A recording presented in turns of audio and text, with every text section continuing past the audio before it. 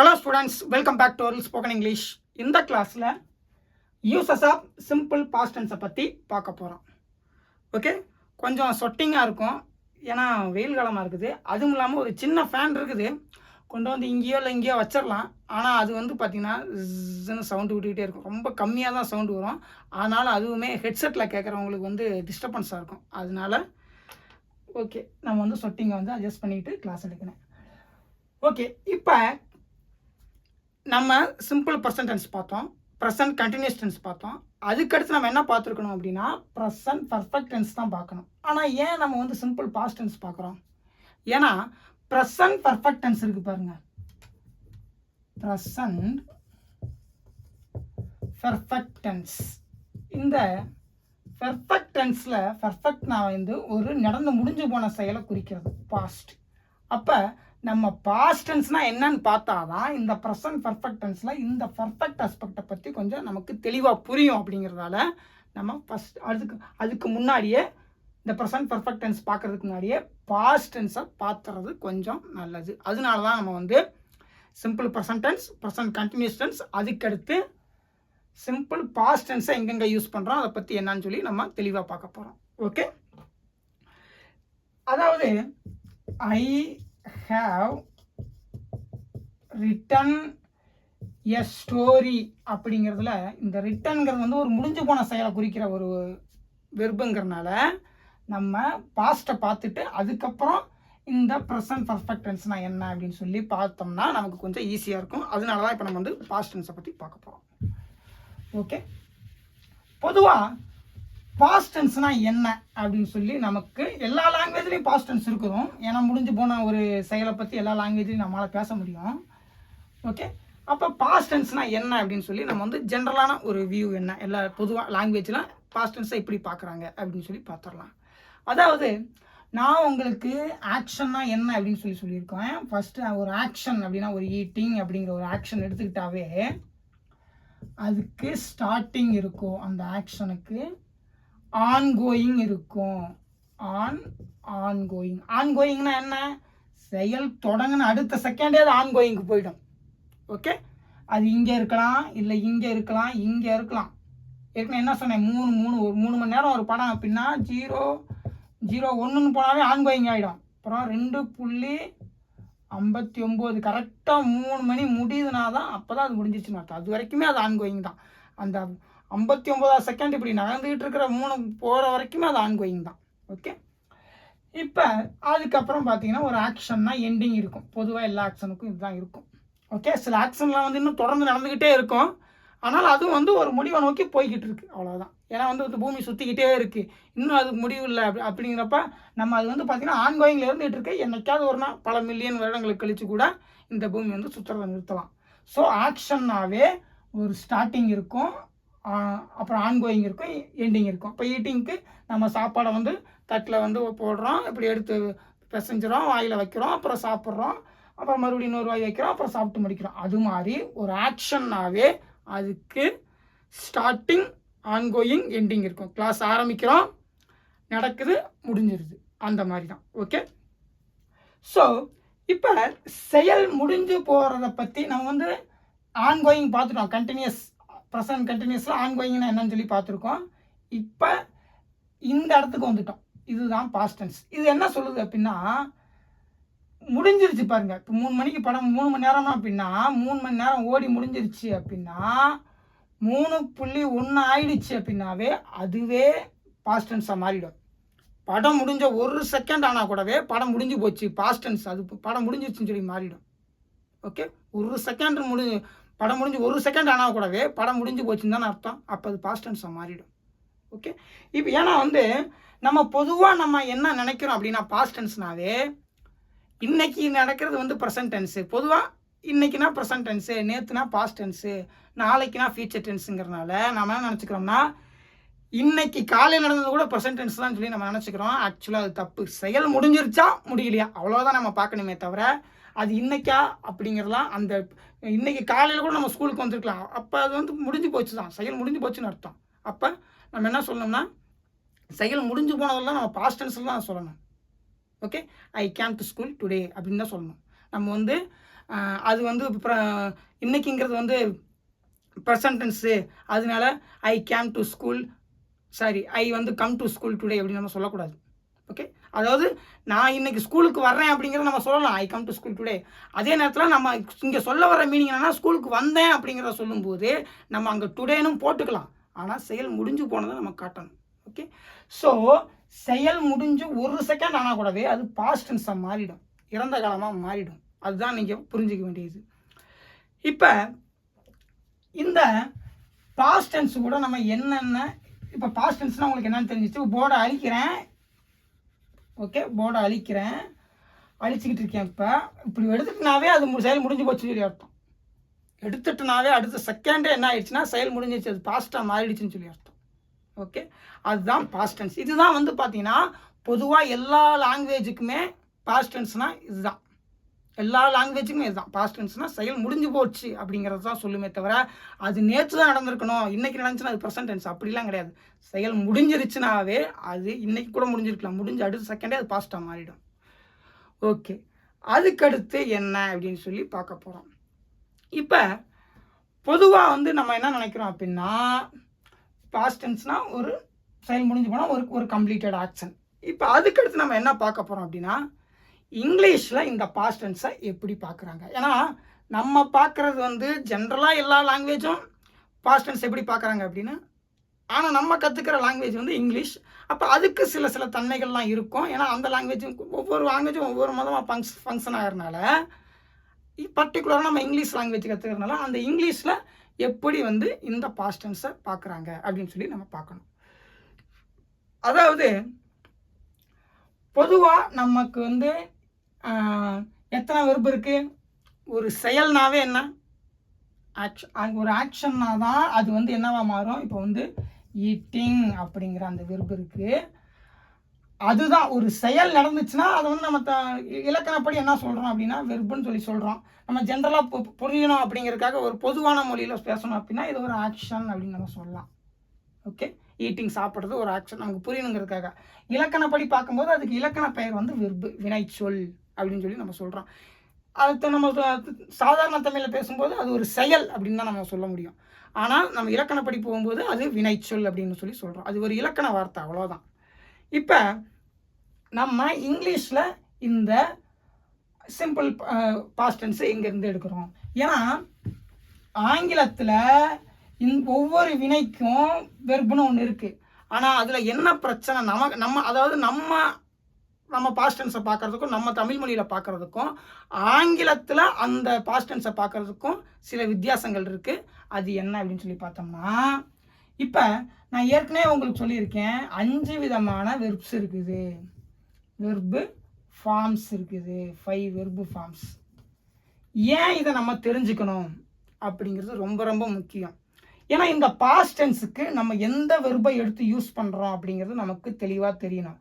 Past டென்ஸ்னால் என்னென்னு நமக்கு தெரிஞ்சிருச்சு, செயல் முடிஞ்சு போயிடுச்சு அப்படின்னா அது நம்ம பாஸ்ட் டென்ஸில் சொல்கிறோம். அப்போ ஆனாலும் ஆங்கிலத்தில் 5 விதமான வெர்பு இருக்குங்கிறனால அப்போ அதுக்கு நம்ம எந்த வெர்பை எடுத்து யூஸ் பண்ணுறோம், அதாவது எந்த வினைச்சொல்ல எந்த ஆக்ஷன் வெர்பை எடுத்து யூஸ் பண்ணுறோம். ஓகே, எந்த ஆக்ஷன் வெர்புங்கிறத எந்த ஆக்ஷன் வேர்டை எடுத்து யூஸ் பண்ணுறோம். நான் உங்களுக்கு ஏற்கனவே சொல்லியிருக்கேன், மொத்தம் 5 போட்டுக்குவோம். ஏன் நான் வந்து அடிக்கடி உங்களுக்கு இந்த காலத்தை போட்டுக்கிட்டே இருக்கேன் அப்படின்னா, ஏன் நம்ம ஒரு தடவை தெரிஞ்சுக்கிட்டா போதுமே, இந்த வெர்பில் வந்து இது வந்து மொத்தம் இத்தனை வெர்பு இருக்குது, இத்தனை விதமான வெர்பு இருக்குன்னு சொல்லி தெரிஞ்சுக்கிட்டா போதுமே அப்படின்னு சொல்லி நம்ம நினைக்கலாம். நான் ஏன் இதை உங்களுக்கு அடிக்கடி போட்டுக்கிட்டே இருக்கேன்னா, இப்போ நம்ம ப்ரெசன்ட் கண்டினியூஸ் டென்ஸில் என்ன பார்த்தோம், ஐ ஆம் ஈட்டிங் அப்படின்னு சொல்லி நம்ம பார்த்துருப்போம், நான் சாப்பிட்டு கொண்டிருக்கிறேன், அவ்வளோதானே அப்படின்னு. ஏன்னா ஆங்கிலத்தில் ஆங்கிலத்துக்கும் தமிழுக்கும் என்ன ஒரு வித்தியாசம் இருக்குன்னா, ஆங்கிலம் ரெண்டையும் தனித்தனியாக பிரித்து வச்சிருக்கு. ஏன்னா இது 2 ஆக்ஷன், இருக்கிறங்கிற ஒரு ஆக்ஷன், ஈட்டிங்கிறது ஒரு ஆக்ஷன், 2 ஆக்ஷனையும் தனித்தனியாக பார்க்குறாங்க, தனித்தனியாக சொல்கிறாங்க, தனித்தனியாக பார்க்குறாங்க, தனித்தனியாக சொல்கிறாங்க. நம்மளையும் 2 ஆக்ஷனையும் தனித்தனியாக தான் பார்க்குறோம், சாப்பிட்டு கொண்டு இருக்கிறேன். ஆனால் நம்ம வந்து கம்பைன் பண்ணி சொல்கிறோம் அப்படிங்கிறனால நம்ம என்ன நினச்சிக்கிறோம்னா 2 ஆக்ஷன்லேயுமே டைம் இருக்குது அப்படின்னு சொல்லி நம்ம நினச்சிக்கிறோம் பொதுவாக. ஏன்னா நம்ம வந்து நம்ம லாங்குவேஜ் அப்படியே பேசி பேசி பழகி எல்லா ஆக்ஷன்லையும் டைம் இருக்குங்கிற மாதிரி நம்ம எடுத்துக்கிறோம். ஆனால் ஆக்சுவலாக அப்படி கிடையாது. இந்த ஆக்ஷனில் டைம் இருக்குது, இந்த ஆக்ஷனில் டைம் கிடையாது. இதில் வெறும் ஆக்ஷன் மட்டும்தான் இருக்குது. சாப்பிட்றேன் அப்படிங்கிற சாப்பிட்டு கொண்டிருக்கிறேன் அந்த செயல் மட்டும்தான் இருக்கே தவிர இந்த வெர்பு டைம் காட்டலை. ஓகே, அதனால தான் நான் உங்களுக்கு அடிக்கடி இதை வந்து நான் வந்து போட்டுக்கிட்டே இருக்கேன். ஏன்னா ஆங்கிலத்தில் நீங்கள் ஒரு வார்த்தை யூஸ் பண்ணும்போது, வெர்பை யூஸ் பண்ணும்போது, ஒரு எந்த வெர்பு நீங்கள் போட்டிங்கனாலும் அந்த வெர்பில் டைம் இருக்கா அப்படிங்கிறத பார்க்கணும். ஏன்னா வெர்புனாவே ஒரு ஆக்ஷன் இருக்கும், அதில் மாற்றுக்கிறது கிடையாது. ஆனால் அந்த வெர்பில் டைம் இருக்கா இல்லையா அப்படிங்கிறத நீங்கள் கண்டிப்பாக தெரிஞ்சுக்கணும். ஏன்னா அவங்க பிரித்து வச்சுருக்குறாங்க. நம்ம கம்பைன் பண்ணி வச்சுருக்கிறனால நம்ம மனநிலை என்ன நினச்சிக்கோம்னா, இப்போ சாப்பிட்டு கொண்டிருக்கிறேன் அப்படின்னு நம்ம சொல்லும்போது சாப்பிட்டு கொண்டிருக்கிறேன் அப்படின்னு நம்ம சொல்கிறோம். நம்ம என்ன நினச்சிக்கிறோம்னா, இந்த ரெண்டுலேயுமே டைம் இருக்குங்கிற மாதிரி நினச்சிக்கிறோம். ஆக்சுவலாக இந்த ஒன்றில் தான் டைம் இருக்கிறேங்கிறதுல, ஆனால் நம்ம சாப்பிட்டுலேயும் டைம் இருக்குங்கிற மாதிரி நம்ம நினச்சிக்கிறோம். ஏன்னா நம்ம வந்து நம்ம லாங்குவேஜெல்லாம் கற்றுக்கலாம் கிடையாது. நம்ம வந்து இப்போ நான் தமிழை கற்றுக்கிட்டு இருக்கேன். இப்போ எங்கள் சின்ன வயசில் நான் 1 வயசில் இருக்கும்போது எங்கள் அம்மா வந்து இப்போ நான் உனக்கு வந்து இறந்த காலத்தில் 2 வாக்கியங்கள் சொல்லி கொடுக்குறேன்ப்பா, நீ மொழியை கற்றுக்கிட்டு இருக்க. இப்போ நான் இறந்த காலத்தில் 2 வாக்கியம் நான் பேசிக்கிட்டு இருக்கேன். இப்போ வந்து எதிர்காலத்தை எப்படி பேசுறதுன்னு உனக்கு நான் சொல்லி கொடுத்துட்ருக்கேன். அப்படிலாம் எந்த லாங்குவேஜ்லேயும் யாருமே அவங்கவுங்க குழந்தைகளுக்கோ யாருக்கும் கற்றுக் கொடுக்கறது கிடையாது. நம்ம தான் வந்து அதை மெல்ல நம்ம பிரெயின் வந்து அனலைஸ் பண்ணிக்குது. ஓ, இது ஃபியூச்சர் டென்ஸு, இது வந்து ப்ரெசன்ட் டென்ஸுன்னு அனலைஸ் பண்ணிக்குது. யாருமே லாங்குவேஜை கற்றுக்கிறது கிடையாது. அப்போ நம்மளும் அந்த சாப்பிட்டு கொண்டிருக்கிறேங்கிறதுல வந்து ரெண்டுலேயுமே டைம் இருக்குன்னு சொல்லி நம்மளும் கற்றுக்கலாம் கிடையாது. நம்ம அப்படி நினச்சிக்கிறோம். ஏன்னா நம்ம லாங்குவேஜ் அப்படி ஃபங்க்ஷன் ஆகிறதுனால 2 பேருமே ஒன்றா கம்பைன் பண்ணி அதுக்குள்ளே டைம் இருக்கிறனால அப்போ 2க்குமே டைம் இருக்குன்னு சொல்லி நம்ம நினச்சிக்கிறோம். ஆனால் அது அப்படி கிடையாது. ஆக்சுவலாக அது ஏன் அப்படி கிடையாது நமக்கு தெளிவாக தெரிய வருதுன்னா, ஒரு ரெண்டையும் பிரித்து பார்க்கக்கூடிய லாங்குவேஜை நம்ம கற்றுக்கும் போது, ஓ, ஒன்றில் தான் டைம் இருக்குது, ஒன்றில் டைம் இல்லைங்கிறது நல்லா தெளிவாக தெரியுது அப்படின்னு சொல்லி நமக்கு இந்த மாதிரி பிரித்து வச்சிருக்கிற லாங்குவேஜை பார்க்கும்போது தெளிவாக தெரியும். நம்ம தமிழ் மொழியில் படித்திருக்கிறேன் அப்படின்ற ஒரே வார்த்தையில் 2 ஆக்ஷனையும் கம்பைன் பண்ணி வச்சுருக்கிறோம். ஆனால் இவங்க அப்படி கிடையாது. 2ஐயும் தனித்தனியாக வச்சுருக்கும் போது நமக்கு தெளிவாக தெரியுது ஒன்றில் டைம் இல்லை அப்படின்னு சொல்லி. ஸோ அதனால தான் நான் உங்களுக்கு அடிக்கடி சொல்லிகிட்டு இருக்கேன். ஏன் உங்களுக்கு இந்த மாதிரிலாம் அடிக்கடி இதில் டைம் இருக்குது, இதில் டைம் இல்லை, இது வந்து செயல் முடிஞ்சு போயிருக்கான டைம் கிடையாது, செயல் நடந்துக்கிட்டு இருக்கான டைம் கிடையாதுன்னு ஏன் அடிக்கடி சொல்கிறேன் அப்படின்னா, நம்ம ஆங்கிலத்தை சரளமாக பேசும்போது நமக்கு அதெல்லாம் ரொம்ப ரொம்ப முக்கியம். ஒரு வார்த்தையை நம்ம ஆங்கிலத்தில் பேசுகிறோம் அப்படின்னாவே அது சப்ஜெக்டா இல்லை ஆப்ஜெக்டாங்கிறது நமக்கு தெரியணும். ஓகே, அதுக்கப்புறம் ஒரு வெர்பு போடுறோம் அப்படின்னாவே அந்த வெர்புனா ஆக்ஷன் இருக்கும், அதில் மாற்றுக்கிறது கிடையாது. ஆக்ஷன் இருந்தால் தான் அதில் வந்து ஒரு வெர்பாவே மாற முடியும். ஆனால் அதில் டைம் இருக்கும், இல்லாமல் இருக்கும் ஆங்கிலத்தை பொறுத்த வரைக்கும். அப்போ நம்ம வந்து இதில் இப்போ நம்ம எந்த வெர்பை யூஸ் பண்ண போகிறோம் சிம்பிள் பாஸ்ட் டென்ஸுக்கு, அதில் டைம் இருக்கா இல்லையா அப்படிங்கிறதெல்லாம் நமக்கு தெளிவாக தெரியணும். நம்ம பிரெயினில் அந்த அளவுக்கு நம்ம கொண்டு போய் ஸ்டோர் பண்ணாதான் நம்ம சரளமாக பேசுகிறதுக்கு முடியும். இல்லை அப்படின்னா நம்ம வந்து இந்த 2வதுல இருந்து வெர்பு எடுத்து யூஸ் பண்ணுறோம் அப்படிங்கிற மாதிரிலாம் நம்ம பண்ணோம்னா ஃபார்முலா மெத்தடுக்கு போயிடுவோம். நான் பாஸ்ட் டென்ஸ் பேசும்போது ஒரு ஆக்ஷனையும் பேசுகிறேன், அதில் அந்த வெர்பில் டைமும் இருக்குது அப்படிங்கிறது உங்களுக்கு தெரியணும். டைம் இருக்குது, அதே நேரத்தில் அது முடிஞ்சு போன டைமாக இருக்குது. அப்போ அந்தளவுக்கு உங்கள் பிரெயின் நீங்கள் ட்ரெயின் பண்ணணும். அப்போ தான் நீங்கள் சரளமாக பேச முடியும். டக்குன்னு ஒரு விஷயத்தை பாஸ்ட் டென்ஸில் இருக்கிறத புரிஞ்சிக்க முடியும். இந்த வெர்பில் டைம் இருக்குது, இது முடிஞ்சு போன டைம் அப்படின்னு சொல்லி. ஓகே, ஏன்னா இப்போ வந்து பார்த்தீங்கன்னா வச்சுங்க, இதே ஐ வாஸ் ஈட்டிங், இது வந்து இப்போ பாஸ்ட் கண்டினியூஸ் டென்ஸ். நம்ம நினச்சக்கூடாது இதில் டைம் இருக்குது அப்போ இதுலேயும் டைம் இருக்குது அப்படின்னு நம்ம நினச்சக்கூடாது. இங்கே டைம் கிடையாது இந்த வெர்பில். அதனால தான் நான் உங்களுக்கு வெர்பை யூஸ் பண்ணும்போது டைம் இருக்கா டைம் இல்லையான்லாம் பார்க்கணும் அப்படின்னு சொல்லி அடிக்கடி சொல்லிகிட்டு இருக்கேன். ஓகே, ஏன் இதில் வந்து நம்ம டைமை பற்றி அதிக நேரம் பார்க்குறோம் அப்படின்னா, நம்ம பார்க்குறது டென்ஸ்னாவே டைம் தான் அர்த்தம். இந்த டயத்தை பொறுத்த வரைக்கும் டென்ஸ்னாவே என்ன, ஒரு செயல், அது கூட என்ன நேரம் இருக்குது என்ன நேரம் இல்லை. இதில் பார்த்தீங்கன்னா ஐ ஆம் ஈட்டிங்கில் இதில் நேரம் இருக்குது, இதில் நேரம் இல்லை, 2லேயும் ஆக்ஷன் இருக்குது. ஸோ அதை பற்றி பார்க்குற டாப்பிக்குங்கிறனால தான் நான் வந்து ஒரு வெர்பில் டைம் இருக்கா இல்லையாங்கிறதெல்லாம் நம்ம நோட் பண்ணணும் அப்படின்னு சொல்லி நான் சொல்கிறேன். ஏன்னா ஒரே டாப்பிக்கில் நம்ம எல்லா விஷயத்தையும் கற்றுக்க முடியாது. அந்தந்த டாபிக் வரும்போது அதுக்கான இம்பார்ட்டன்ஸ் அதிகமாக கொடுக்கப்படும். இப்போ டென்ஸ்னால் அதுக்கான இம்பார்ட்டன்ஸ் அதிகமாக இருக்கும். அதில் டைம் இருக்கா இல்லையா, அது எந்த விதமான வெர்பு, அது ப்ரெசண்டாக பாஸ்ட்டாக, இந்த மாதிரி அதிகமான தகவல் அதில் கிடைக்கும். இப்போ ப்ரீபொசிஷனை பற்றி பார்க்கும்போது அப்படின்னு ஒரு ப்ரீபொசிஷனை பார்க்கும்போது அங்கே இன் அப்படின்னா அது எதுக்கு யூஸ் பண்ணணும் அப்படிங்கிற அந்த மாதிரி டாபிக் பார்க்கும்போது இதை பற்றியான தகவல் அதிகமாக கிடைக்கும். அப்போ டென்ஸை பார்க்கும்போது நமக்கு டென்ஸை பற்றி தான் அதிகமான தகவல் கிடைக்கும். அதை பற்றி தான் நம்ம நிறைய நேரம் பேச வேண்டியது இருக்கும். அதுக்கு தான் இம்பார்ட்டன்ஸும் கொடுக்க வேண்டியது இருக்கும். ஓகே, அதனால தான் நான் உங்களுக்கு சொல்கிறேன், ஏன் வந்து உங்களுக்கு ஒரு வெர்பை போடும்போது அதில் டைம் இருக்கா இல்லையா, நம்ம எந்த காலத்தில் வந்து எடுத்து பேசுகிறோங்கிறது நமக்கு தெளிவாக புரியணுங்கிறதுக்கு நான் அழுத்தி சொல்கிறதுக்கு காரணம் இதுதான். ஓகே, ஏன்னா 12 டென்சஸ் நமக்கு தெளிவாக தெரிஞ்சாதான் சென்டென்சஸ் குயிக்காக மேக் பண்ண முடியும். அதுலேயும் நமக்கு ரொம்ப எக்ஸாக்டாக தெரியணும். இந்த இப்போ இதுலேயே இப்போ பேசும்போது மீட்டிங்காக பேசும்போதே ஒன்றில் டைம் இருக்குது, இன்னொன்றில் டைம் இல்லை, வெறும் ப்ராக்ரஸ் ஆகிக்கிறது மட்டும் தான் சொல்லிகிட்டு இருக்கு இதில் சொல்கிறேன் அப்படிங்கிற அந்த எக்ஸாக்டான ஒரு ஆங்கிலேயர்கள், ஒரு இங்கிலீஷ் பீப்புள் எப்படி இந்த ஈட்டிங் அணுகுறாங்களோ, இந்த ஈட்டிங் அப்படிங்கிற அந்த வேர்டை அவங்க எப்படி பிரைனில் ஸ்டோர் பண்ணி வச்சுருக்காங்க, இதோட தன்மை என்னங்கிறத அவங்க பக்காவாக சொல்லுவாங்க. இதில் வந்து செயல் மட்டும்தான் இருக்காது, ப்ராக்ரஸில் இருந்துகிட்டு இருக்கானா டைம் கிடையாது அப்படின்னு சொல்லுவாங்க.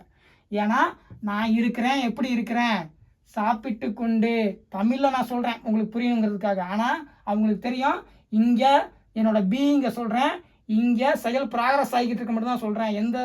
ஏன்னா இங்கேயே நான் வந்து ஒரு டைம் காமிச்சிட்டேன், ஆம்லேயே ஒரு டைமை காமிச்சிட்டேன். மறுபடியும் போய் இன்னொன்று டைம்லாம் காமிச்சிட்டு இருக்கணுங்கிற அவசியம்லாம் கிடையாது.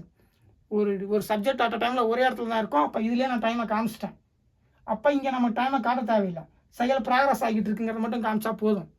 ஏன்னா சப்ஜெக்ட் இந்த டயத்தில் இருக்குன்னு சொல்லி தெரிஞ்சிருச்சு.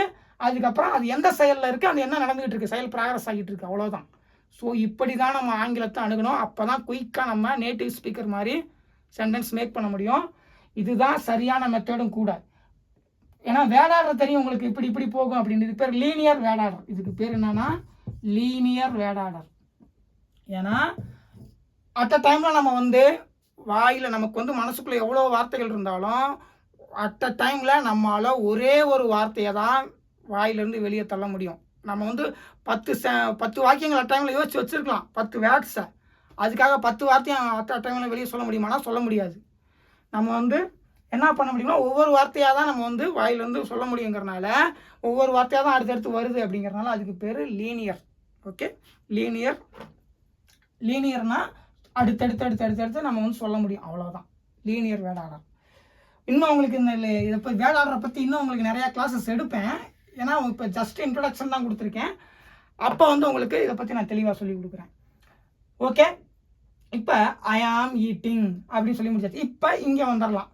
எங்கே வந்துடலாம், நம்ம சிம்பிள் பாஸ்ட் டென்ஸ்க்கு நம்ம எங்கே எடுத்து யூஸ் பண்ணுறோம் அப்படிங்கிறத நம்ம பார்த்துடலாம். இப்போ எடுத்த உடனே உங்களுக்கு என்ன சொல்லியிருக்கேன், ப்ரெசன்ட் டென்ஸ் இருக்குது, ப்ரெசன்ட் டென்ஸ் வெர்பு. அடுத்து past tense verb, past tense verb. அதுக்கடுத்து என்ன இருக்கு அப்படின்னா ப்ரெசன்ட் பார்ட்டிசிபிள். ப்ரெசன்ட் பார்ட்டிசிபிள்ல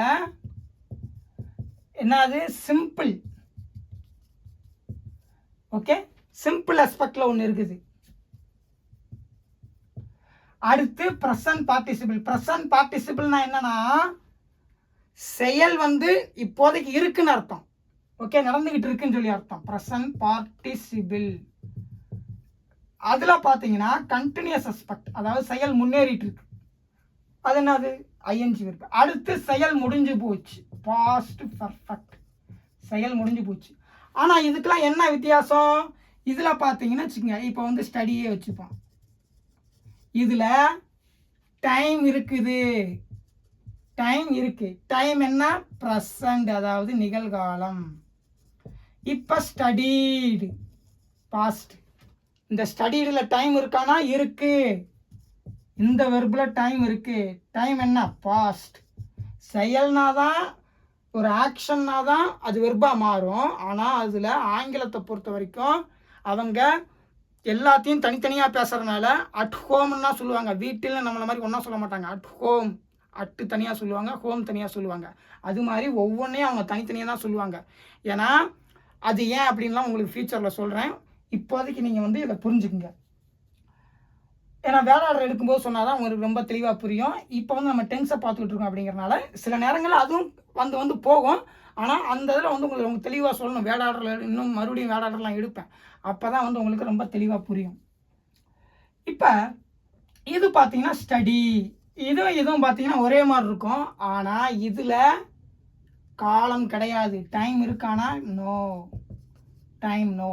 அப்புறம் இது வந்து பார்த்தீங்கன்னா ஸ்டடியிங். ஏன் இதுக்கு நான் இவ்வளோ இம்பார்ட்டன்ஸ் தரேன்னா, அவ்வளோ முக்கியம் இது உங்களுக்கு. ஏன்னா வெர்பாக பேசும்போது அதுக்கு டைம் இருக்கா இல்லையா, அது எந்தலேருந்து பேசுகிறோங்கிறது உங்களுக்கு தெளிவாக தெரியணும். இதில் டைம் இருக்கா? டைம் கிடையாது. ஆனால் ஆக்ஷன் வந்து ப்ராக்ரஸிவில் இருக்குது, கண்டினியூஸாக தொடர்ந்து நடைபெற்றுக்கிட்டு இருக்கு, அதை சொல்லுது. ஓகே, இங்கே வந்து ஆக்ஷன் இப்போதைக்கு ப்ராக்ரஸ் ஆகிக்கிட்டு இருக்குங்கிறலாம் சொல்லலை. ஜஸ்டிஸ் அந்த செய்கிறேன், சிம்பிள் ஆக்ஷன் எப்படி செய்கிறேன் அப்படின்னு சொல்லி சொல்கிறோம்ல, அது மாதிரி தான். இப்போதைக்கு அது ப்ராக்ரஸில் இல்லை, ஆனால் செயல் நடக்குது, அவ்வளோதான். இப்போ ப்ராக்ரஸில் இல்லை, ஆனால் செயலை செய்கிறேன் அப்படின்னு சொல்லி சொல்லுது. இப்போ நான் செய்யலை, ஜஸ்ட்டு செய்கிறேன், அவ்வளோதான். இதுதான் சிம்பிள் ஆஸ்பெக்ட். அதே மாதிரி இது பார்த்தீங்கன்னா செயல் முடிஞ்சு போச்சு. ஆனால் இங்கே செயல் ப்ராக்ரஸ் ஆகிட்டு இருக்கு. செயல் முடிஞ்சு போச்சு, ஆனாலும் டைம் இருக்கானா? Time no. Okay, past perfect. இதுவும் பார்த்தீங்கன்னா ஒரே மாதிரி இருக்கும். ஆனால் இதில் டைம் இருக்குது, இதில் டைம் இல்லை. ரொம்ப முக்கியமாக நீங்கள் நோட் பண்ணிக்கோங்க.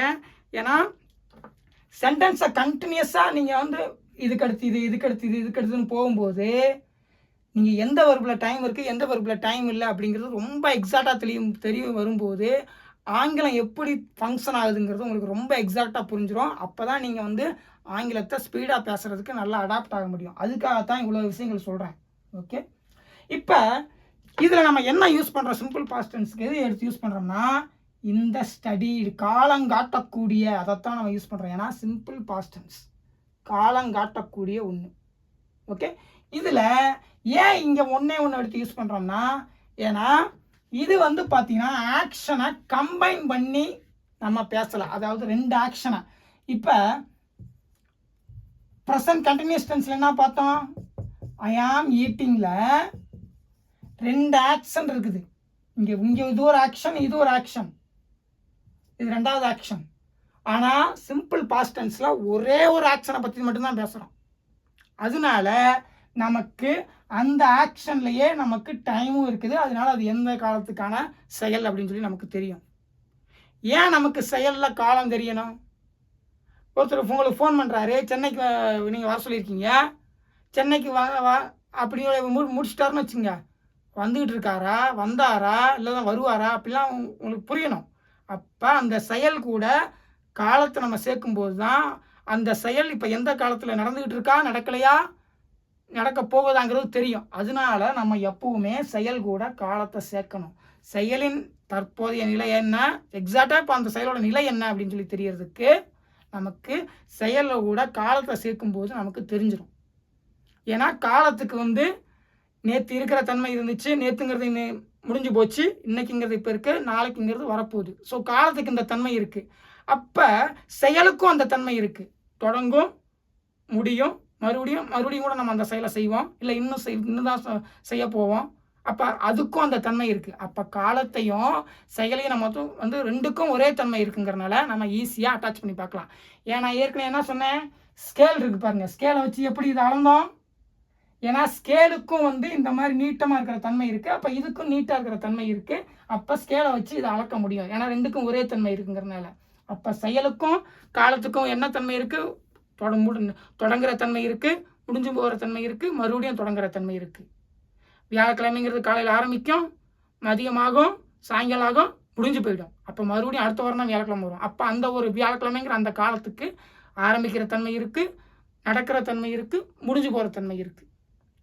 அப்போ அதே மாதிரி தான் செயலுக்கும் ஆரம்பிக்கிற தன்மை இருக்குது. சாப்பிட ஆரம்பிக்கிறேன், சாப்பிட்றேன், சாப்பிட்டு முடிச்சிடறேன், முடிஞ்சு போகிற தன்மை இருக்குது. அப்போ அது ரெண்டையும் மேட்ச் பண்ணி நம்ம அழகாக அந்த செயலோட நிலை என்னன்னு சொல்லி தெரிஞ்சிக்க முடியும். அதனால தான் நம்ம செயலை காலத்தோடு அட்டாச் பண்ணுறோம். இப்போ இதில் வந்து நம்ம இது ஒவ்வொரு அப்போ இங்கே வந்து ப்ரெசன்ட் கண்டினியூஸ் டென்ஸில் ரெண்டு ஆக்ஷனை கம்பைன் பண்ணுறோம். எப்படி கம்பைன் பண்ணுறோம்னா சைமுல்டேனியஸ்னால் அட் அ டைமில் ரெண்டு ஆக்ஷன் நடக்கிற மாதிரி. சீக்வன்ஷியலாக கம்பைன் பண்ண முடியும். சீக்வன்ஷியல்னால் அடுத்தடுத்து நடக்கிற மாதிரி. ஓகே, நான் ஏற்கனவே உங்களுக்கு சொன்னேன் பார்த்தீங்களா, மிக்ஸ் பண்ண முடியும். அப்படி இல்லைனா டெஸ்டரை வச்சு இப்போ ரெண்டையும் இப்படி வந்து ஒன்றா இப்படி பண்ணிக்க முடியும். இல்லைன்னா ரெண்டையும் ஒன்றா மிக்ஸ் பண்ண முடியும். ஒரு ரெண்டு பொருளை இது பண்ணுறதுனா அது மாதிரி ரெண்டு ஆக்ஷனை வந்து எப்படி பண்ண முடியும்? ரெண்டு ஆக்ஷனும் அட் அ டைமில் நடக்குது அதுக்கு பேர் சைமல்டேனியஸ். நான் சாப்பிட்டு கொண்டிருக்கிறேங்கிறதுல இருக்கிறேங்கிறதும் அட் அ டைமில் அந்த டைமில் தான் நடந்துக்கிட்டு இருக்கு, சாப்பிட்றேங்கிறதும் அந்த டைம் தான் நடக்குது. அப்போ ரெண்டுமே அட் அ டைமில் நடக்குது. ஆனால் இருக்கிறேங்கிறதுல நமக்கு ஜஸ்ட் இருக்கிறேன் அப்படிங்கிறதுல எந்த ஒரு பாடி ஆக்ஷனும் கிடையாது.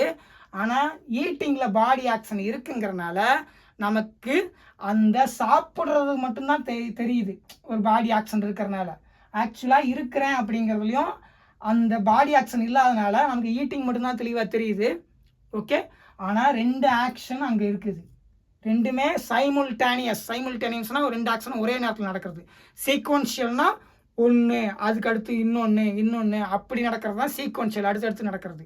சைமல்டேனியஸ்னால் ரெண்டு ஆக்ஷன் அட் அ டைமில் நடக்கிறது. ஓகே, இப்போ இந்த எப்பயுமே கண்டினியூஸ் டென்ஸில் இருக்கிறேன் அப்படிங்கிறது சைமல்டேனியஸாக நடக்கும் அப்படிங்கிறதுனால நமக்கு தெரியாது. நான் படித்து கொண்டிருக்கிறேங்கிறதுல நம்ம படிக்கிறது மட்டும்தான் நமக்கு தெரியும். இருக்கிறேங்கிற ஆக்ஷன் ஏன் தெரியாதுன்னா அதில் பாடி இருக்கிறேங்கிற பாடி மூவ்மெண்ட் கிடையாது, படிக்கிறேங்கிறதுல இருக்குங்கிறனால ரெண்டுமே அட் அ டைமில் நடக்குது. அப்படிங்கிறனால நமக்கு படிக்கிறதுல அதில் மட்டும்தான் நம்ம மெயினாக ஃபோக்கஸ் இருக்கும். ஏன்னா நமக்கு அதுதான் தெரிகிற மாதிரி தெரியும். ஆக்சுவலாக ரெண்டு ஆக்ஷன்லையும் அதில் ரெண்டு ஆக்ஷன் இருக்குது. ஓகே, இப்போ ஆனால் சிம்பிள் பாஸ்ட் டென்ஸுங்கிறது ஜஸ்ட் ஒன் ஆக்ஷன்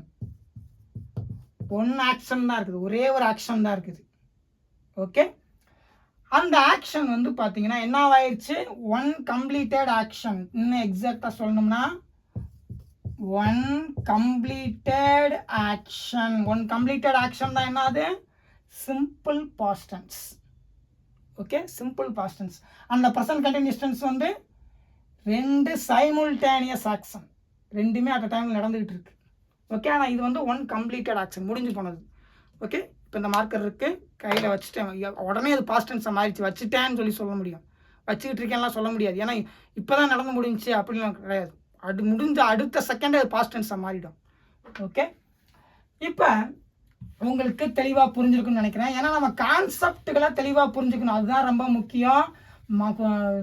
சும்மா வந்து S+ போடுங்க, சப்ஜெக்ட் போடுங்க, V2 போடுங்க அப்படிங்கிறதெல்லாம் படித்தோம்னா நமக்கு வேலைக்கு ஆகாது. ஏன்னா கான்செப்ட்ஸுகளை நீங்கள் வந்து மெல்ல மெல்ல மெல்ல மெல்ல இவ்வளோ விஷயங்கள் இருக்குதா, இவ்வளோ புரியுதா, இவ்வளோ விஷயங்கள் நமக்கு புரிய வருதா அப்படின்னு சொல்லி நீங்கள் தொடர்ந்து அந்த கான்செப்டில் பார்க்க புரிஞ்சுக்க உங்கள் பிரெயின் வந்து ஆங்கிலத்தையும் ஃபஸ்ட்டு லாங்குவேஜ் எப்படி ஃபங்க்ஷன் ஆகுது அப்படிங்கிறத புரிஞ்சுக்க ஆரம்பிச்சிடும். அதில் ஆங்கிலம் எப்படி ஃபங்க்ஷன் ஆகுது அப்படிங்கிறதையும் மெல்ல மெல்ல அழகாக புரிஞ்சுக்கும். காலப்போக்கில் என்ன ஆகிடும்னா உங்களுக்கு ஆங்கில லாங்குவேஜும் ஈஸியாக அடாப்ட் ஆகிக்கும். ஏன்னா நமக்கு வந்து ஏன் வந்து நமக்கு இந்த மாதிரி போடுறோம், அதுக்குள்ளே என்ன இருக்குன்னே நமக்கு புரியல அப்படிங்கிறனால தான் குறுக்கு மனப்பாடம் பண்ணுறோம்.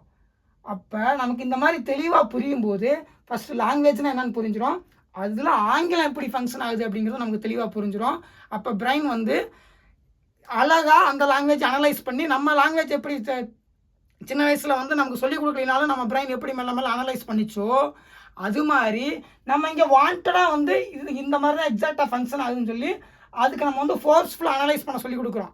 இப்படி தான் அனலைஸ் பண்ணிக்கணும் இந்த விஷயத்தை அப்படின்னு குருட்டு மனப்பாடம் பண்ணாமல் இப்படி அனலைஸ் பண்ணிக்க, இது ஒரு ஆக்ஷன் தான் இருக்குது, ஒரு கம்ப்ளீட்டட் ஆக்ஷன் இருக்குது, அதில் அது முடிஞ்சு போன அடுத்த செகண்டே அது வந்து பாஸ்ட் டென்ஸாக மாறிடும் அப்படின்லாம் நம்ம பிரெயினுக்கு தெளிவாக சொல்லும்போது அந்த பிரெயின் வந்து அழகாக ஃபஸ்ட் லாங்குவேஜ் இப்படி தான் லாங்குவேஜ் ஃபங்க்ஷன் ஆகுதுன்னு கற்றுக்கும்.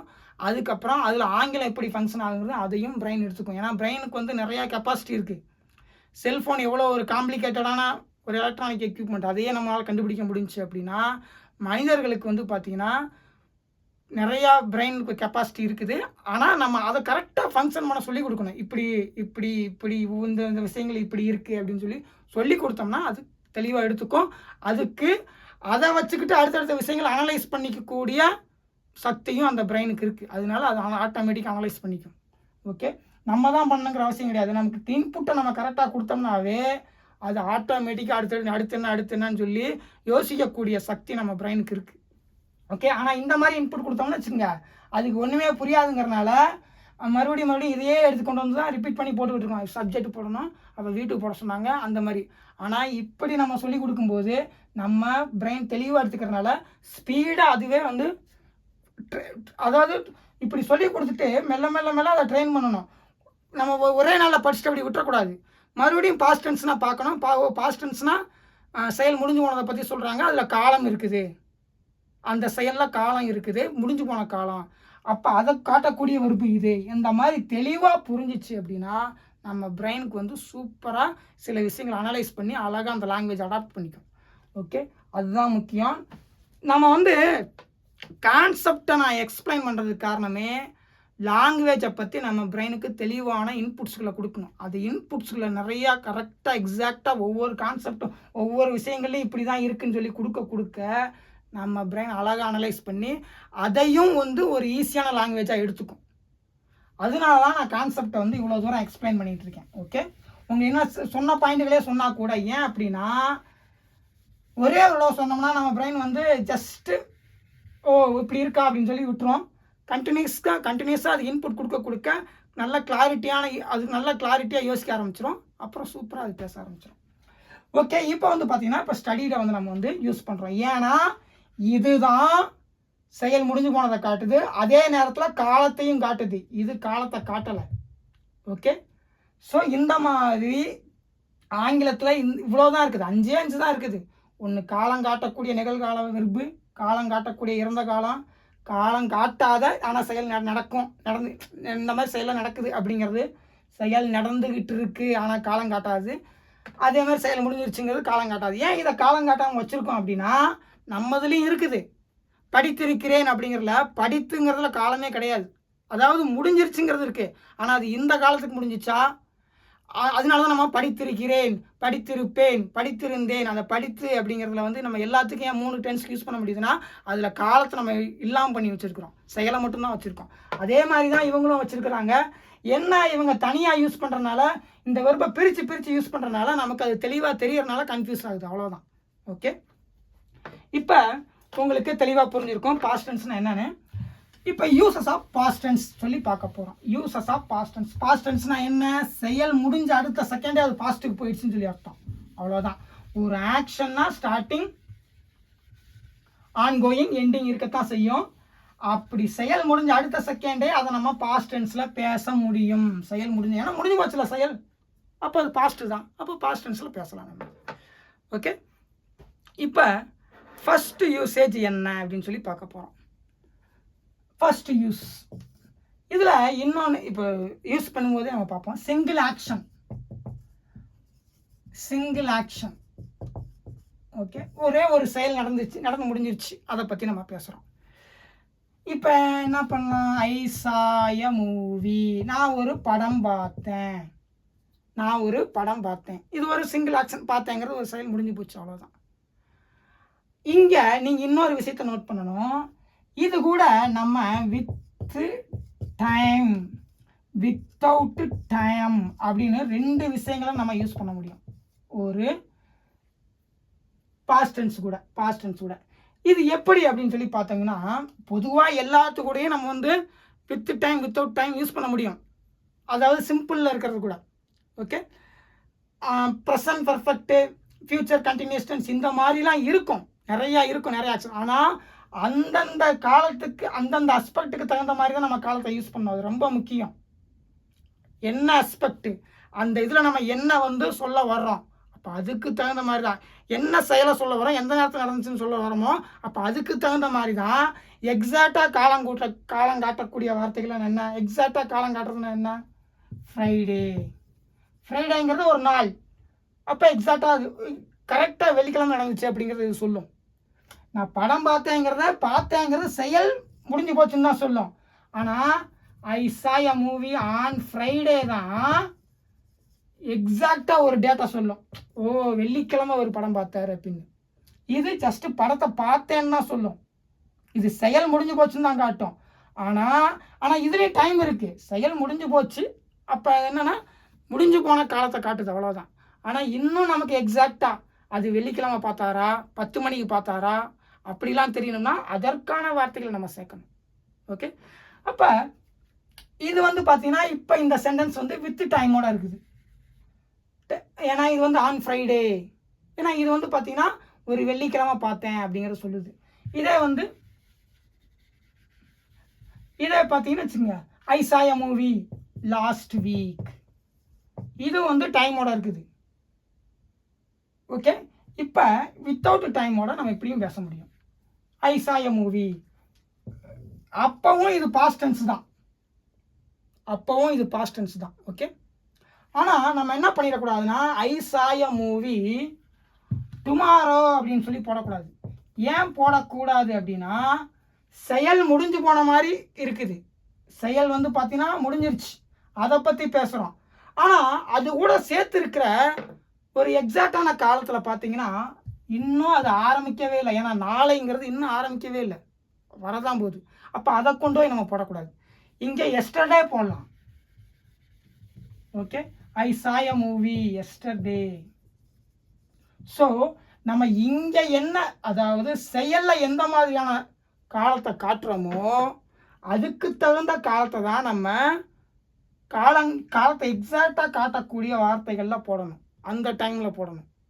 ஓகே, அது ரொம்ப முக்கியம். இப்போ நம்ம வந்து நமக்கு தெரிஞ்சிருச்சு வித் டைமோடையும் பேசலாம், வித்தவுட் டைமோடையும் பேசலாம் அப்படின்னு சொல்லி தெரிஞ்சிருச்சு. இது வந்து ஏன் சிங்கிள் ஆக்ஷன் சொல்லி சொல்கிறேன்னா, நான் ஒரு படம் பார்த்தேன் அப்படிங்கிறது இங்கே ஒரே ஒரு ஆக்ஷன் இருக்குது, நான் படம் பார்த்தேன், அவ்வளோதான். இப்போ வந்து I ate a mango, I ate a mango, நான் ஒரு மாம்பழம் சாப்பிட்டேன். இது வந்து ஒரு சிங்கிள் ஆக்ஷன். நான் ஒரு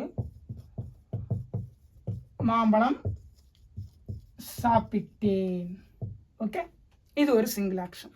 இப்போ நான் வந்து மாணவனாக இருந்தேன் அப்படிங்கிறதுக்கு என்ன சொல்லணும்? I was a student. இதுவும் பார்த்தீங்கன்னா ஒரே ஒரு ஆக்ஷன் இருக்குது. நான் இருந்தேன், என்ன வரேன், மாணவராக இருந்தேன். ஓகே, இப்போ நீங்கள் நல்லா தெரிஞ்சுக்கணும். இன்னொன்று எடுக்காம விட்டேன், அதாவது ஆல்ரெடி உங்களுக்கு எடுத்திருக்கேன், சரி இருந்தாலும் மறுபடியும் உங்களை ஞாபகப்படுத்திக்கிறேன். அதாவது I, we, you, he, she, it, they, இவங்க தான் உலகத்தில் இருக்கிற எல்லாத்தையும் செய்கிறாங்க. என்னென்ன செயல் செய்கிறாங்க? இவங்க என்ன செய்கிறாங்கன்னா ஃபஸ்ட்டு பி, இருக்கிறேன் அப்படிங்கிற அந்த செயலை செய்கிறாங்க. ரெண்டாவது ஹேவ், எதையாவது வச்சுருப்பாங்க. மூணாவது டூ, ஏதாவது செய்வாங்க. ஓகே, உங்களுக்கு நான் வந்து ஏற்கனவே ஹேவில் வந்து ஒரு 200 சென்டென்ஸ் போட்டிருக்கேன். ஏன்னா ஹேவ் வந்து பார்த்தீங்கன்னா இங்கிலீஷ் பீப்புள் நிறைய யூஸ் பண்ணுவாங்க. ஏன்னா நம்ம வந்து தமிழில் வந்து எல்லாமே இருக்குது, என்கிட்ட பேனா இருக்குதுன்னு சொல்லி இருக்குன்னு சொல்லி பேசுகிறோம். ஆனால் அவங்க அதை ஹேவில் தான் பேசுவாங்க, ஐ ஹேவ் அ பென். அதனால நீங்கள் ஹேவோட நன்மைகள்லாம் சரி அது எப்படி யூஸ் பண்ணலான்னு தெரிஞ்சுக்கணும் அப்படிங்கிறதுக்காக தான் 200 ஹேவ் சென்டென்ஸ் போட்டேன். ஸோ ஹேவுங்கிறது நமக்கு ரொம்ப முக்கியமான வார்த்தை ஆங்கிலத்தை பொறுத்த வரைக்கும். அப்படியே தமிழுக்கு ட்ரான்ஸ்லேட் பண்ணக்கூடாது, அவங்க வேறு மாதிரி யூஸ் பண்ணுறாங்க. அது வந்து பர்ஃபெக்ட் டென்ஸ் எடுக்கும்போது அடுத்த கிளாஸ் அதுதான், அது இப்போ உங்களுக்கு தெளிவாக சொல்லி கொடுக்குறேன் இன்னும். இப்போ இங்கே பார்த்தீங்கன்னா இப்போ பாஸ்ட் டென்ஸில் என்ன வரும் இதுக்கு அப்படின்னு பார்த்தீங்கன்னா வாஸ், இதுக்கு வேர், இதெல்லாம் உங்களுக்கு ஆல்ரெடி தெரியும். சரி இருந்தாலும் மறுபடியும் உள்ள ஞாபகப்படுத்தணும் அப்படிங்கிறதுக்காக சொல்கிறேன். ஓகே, இது வந்து பார்த்தீங்கன்னா வேர், எல்லாத்துக்குமே ஹேடு, எல்லாத்துக்குமே டிட்டுனா என்ன, ஸ்டடீடு தான் எல்லாத்துக்கும் போடணும். ஓகே, ரீட், ரெட்டு தான் எல்லாத்துக்கும் போடணும். ஓகே, கேட்ச் அதுதான் எல்லாத்துக்கும் போடணும், அவ்வளோதான். ஹேடு தான் எல்லாத்துக்குமே போடணும். ஐ ஹேட் அ டிவி, நான் ஒரு டிவி வச்சுருந்தேன். சி ஹேட் அ டிவி, அவள் ஒரு டிவி வச்சுருந்தான். அந்த மாதிரி இது வந்து உங்களுக்கு பேசிக்காக தெரியணும் அப்படிங்கிறதுக்காக எழுதுகிறேன். ஓகே, இது வந்து உங்களுக்கு எல்லாத்துக்கும் தெரியும், இருந்தாலும் மறுபடியும் ஒரு ஞாபகப்படுத்தணும், பாஸ்ட் டென்ஸ் எடுக்கிறோம் அப்படிங்கிறனால ஞாபகப்படுத்தணும் அப்படிங்கிறதுக்காக சொல்கிறேன். ஓகே, இப்போ சிங்கிள் ஆக்ஷன் அப்படிங்கிறப்ப என்ன தெரிஞ்சிருச்சுன்னா ஜஸ்ட் ஒரே ஒரு செயலை சொல்கிறோம். பாஸ்ட் டென்ஸ்னாவே என்ன அப்படின்னா சிம்பிள் பாஸ்ட் டென்ஸ்னா ஒன் கம்ப்ளீட்டட் ஆக்ஷன் தான். ஆனால் இதில் ஏன் அப்புறம் அதுக்கப்புறம் எதுக்கு மறுபடியும் சிங்கிள் ஆக்ஷன் ஒரு டாபிக் ஒரு யூஸ் இருக்குன்னா அப்படின்னா சில இடங்களில் 2-3 ஆக்ஷன் வரும். ஆனால் அப்போவும் அது சிங்கிளாக தான் இருக்கும். அது அடுத்த யூஸு, அதில் சொல்லணும், அடுத்ததில் சொல்கிறேன். இருந்தாலும் இங்கே உங்களுக்கு குழப்பம் வந்துடக்கூடாது அப்படிங்கிறதுக்காக அதையும் சொல்கிறேன். ஓகே, இப்போ அதுக்கு அடுத்து பார்த்தீங்கன்னா சி ஸ்மைல்டு அட் மீ, அவள் என்னை பார்த்து புன்னகைத்தாள் அப்படின்னு சொல்லி அர்த்தம். ஓகே, இப்போ இது வந்து ஒரு சிங்கிள் ஆக்ஷன் தான், முடிஞ்சு போன ஒரு சிங்கிள் ஆக்ஷன். இது கூட நம்ம டைமும் போட முடியும்.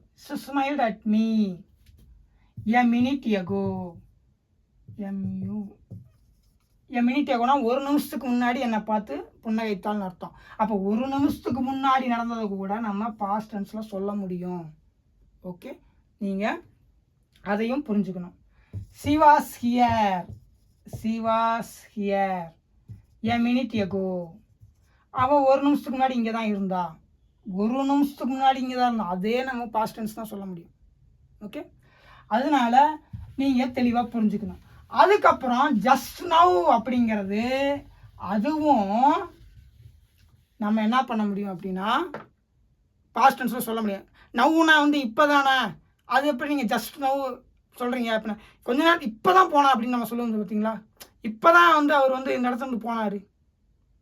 அப்போ இப்போ தாங்கிற வார்த்தை நம்ம வந்து இப்போ அப்படின்னு சொல்லும் போது நமக்கு வந்து ப்ரெசன்ட் டென்ஸ் மாதிரி தெரியும். ஆனால் அந்த செயல் இப்போ ஜஸ்ட் இப்போ தான் நடந்துச்சு அப்படிங்கிறத குறிக்கிறதுக்காக நம்ம வந்து இப்போ தான் அப்படிங்கிறத சொல்கிறோம். அப்போ அதையே வந்து பார்த்தீங்கன்னா இங்கிலீஷில் ஜஸ்ட் நவ் அப்படின்னு சொல்லி சொல்கிறாங்க. She went outside. இப்போ தான் வெளியே போனா. She went outside just now. இப்போ தான் வெளியே போனா. இல்லை she went out just now. இப்போ தான் வெளியே போனா. ஓகே, எப்படி வேணா நம்ம சொல்ல முடியும். ஸோ ஆனால் இங்கே வந்து என்னன்னா செயல் முடிஞ்சு போயிடுச்சு அப்படிங்கிறத காட்டணும். ஒரு கம்ப்ளீட்டட் ஒரே ஒரு ஆக்ஷன் தான், இதில் கம்பைன் கிடையாது. ஏன்னா ப்ரெசன்ட் பர்ஃபெக்ட் டென்ஸில் combine. I have written a story. இது வந்து பார்த்தீங்கன்னா 2 ஆக்ஷன் கம்பைன் பண்ணியிருக்கு. ஆனால் 1 கம்ப்ளீட்டட் ஆக்ஷன் தான். ஜஸ்ட் ஒரே ஒரு ஆக்ஷன் முடிஞ்சு போன செயலை பற்றி பேசுறது சிம்பிள் பாஸ்ட் டென்ஸ். ஓகே, ஏன் வந்து உங்களுக்கு வந்து ஒரு சிங்கிள் ஆக்ஷன் சொல்லி சொல்கிறேன் அப்படின்னா அப்போ தான் உங்களுக்கு புரியும் அப்படிங்கிறதுக்காக. ஆக்சுவலாக இந்த மாதிரிலாம் வந்து ரொம்ப டீப்பாக இது ஒரே ஒரு ஆக்ஷனை சொல்லுவாங்க அப்படின்லாம் வந்து யாரும் சொல்லிக் கொடுக்க மாட்டாங்க.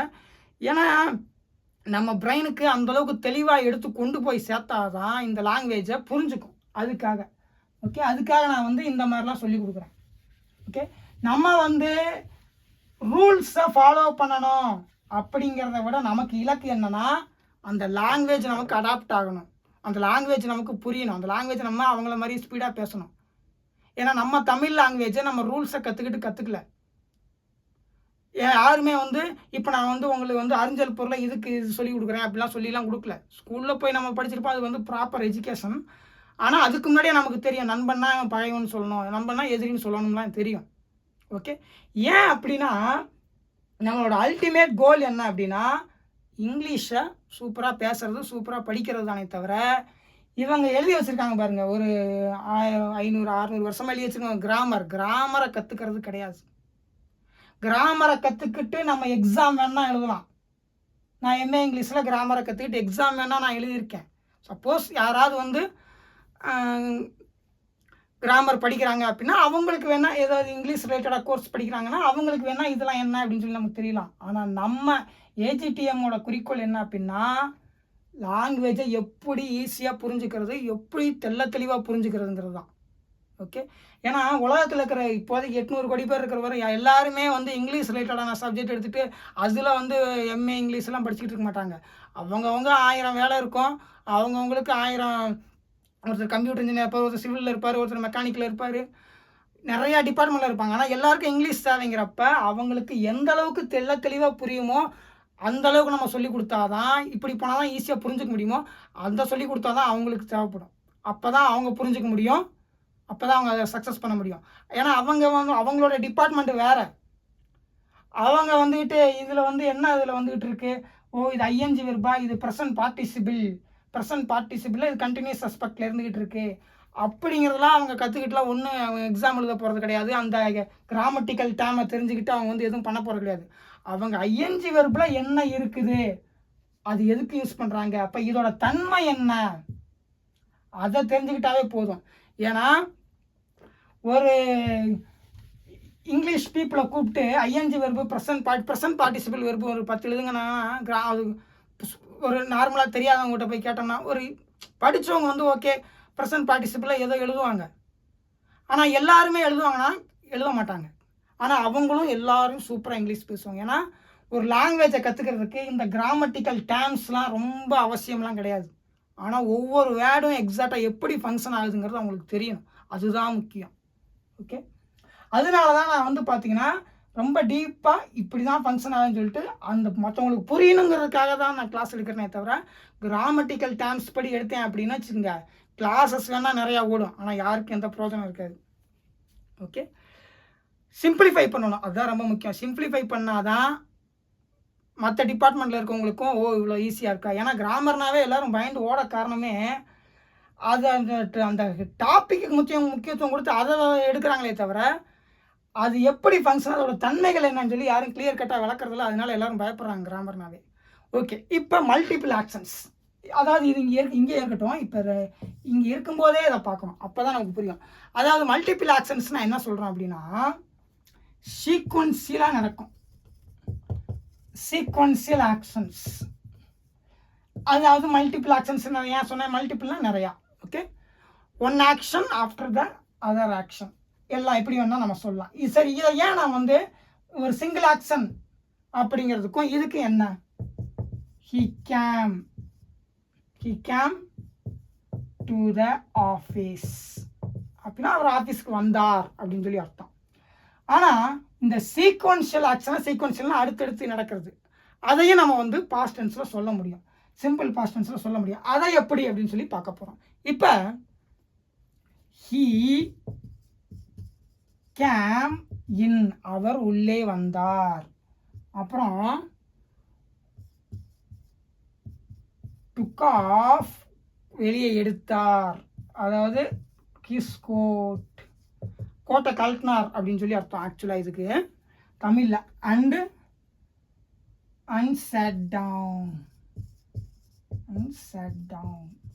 நீங்கள் நல்லா நோட் பண்ணிக்கணும், இங்கே ஒரே ஒரு சப்ஜெக்ட் தான் இருக்குது, மீதி எல்லாத்துக்குமே இந்த வெர்புக்கு இந்த சப்ஜெக்ட் ஓகே, ஆனால் இந்த வெர்புக்கும் இதுதான் சப்ஜெக்ட், இந்த வெர்புக்கும் இதுதான் சப்ஜெக்ட். இதோட அர்த்தம் என்ன அப்படின்னா, அவர் உள்ளே வந்தார், கோட்டை கழட்டினார், அப்புறம் உட்காந்தார்னு சொல்லி அர்த்தம். ஆனால் நீங்கள் நல்லா நோட் பண்ணிக்கணும், இங்கே 3 ஆக்ஷன் இருந்தாலும் இது கம்பைன்டு ஆக்ஷன்ஸ் கிடையாது, இது வந்து செப்பரேட் ஆக்ஷன்ஸ், ஆனால் மல்டிபிள் ஆக்ஷன்ஸ் இருக்குது. ஓகே, இங்கே 3 மல்டிபிள் ஆக்ஷன்ஸ் இருக்குது, ஆனால் கம்பைன்டு ஆக்ஷன்ஸ் கிடையாது. கம்பைன்டு ஆக்ஷன்ஸ்னா என்னது, கம்பைன்டு ஆக்ஷன்ஸ்னா இங்கே பார்த்துங்க,